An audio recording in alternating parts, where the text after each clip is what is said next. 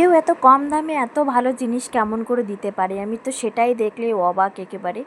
Hi everyone, সবাই কেমন আছো? আশা করছি সবাই ভালো আছো, আমরাও খুব ভালো আছি।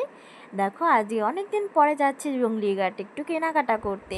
আজকে হচ্ছে সানডে, মার্কেট বসবে।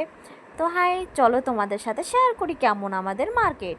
তো এইখানে দেখো আমরাও গাড়ি পার্কিং করে ফেললাম।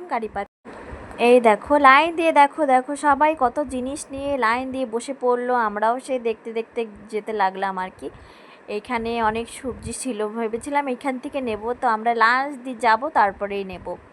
এখানে দেখো ডাব সব হোলসেলে আর কি দেওয়া হচ্ছিলো সেরকমই। এই দেখো কত জামা প্যান্ট দিয়ে শুরু করে সব জিনিস এখানে পাওয়া যাবে। দেখো এখানে শুকনা মাছও ছিল, আমার হাজব্যান্ডের ফেভারেট। তো এই দেখো সবাই তো এখানে নিয়ে যাচ্ছিল ঘরের দিকে, আর আমরা এখানে আস্তে আস্তে 9টা হয়ে গেছে। 9টার ভিতরে দেখো বন্ধুরা এত ভিড়, আর তে ভাবো সকাল সকাল কত ভিড় হয়। আমি এখানে 1 বছর পরে আসলাম, মাম্মাকে নিয়ে আসলাম একেবারে ফার্স্ট টাইমে। দেখো মাম্মা তো ভীষণ এনজয় করছে এখানে এসে। এখানে দেখো আলু পেঁয়াজ আমরা এখান থেকে সব এক এক করে নিতে নিতে যাব। তো এই দেখো তোমাদের কেমন লেগেছে অবশ্যই আমার কমেন্টসে জানাবে বন্ধুরা। এইখানে দেখো পাতাকপি বিক্রি হচ্ছিল এক এক পিস 50 টাকা করে। এই দেখো এইখান থেকে আমি একটা পাতাকপি নিয়েছিলাম, আমার এখানে পাতাকপিটা অনেক ভালো লাগে আর কি।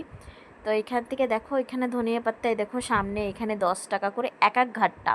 তো এইখান থেকেও আমি এক ঘাটটা নিয়ে নিলাম। এই দেখো এইখানে অনেক অনেক কম কম রেটে দেখো এখানে চলে আসলাম গাজরের কাছে গাজর নিতে।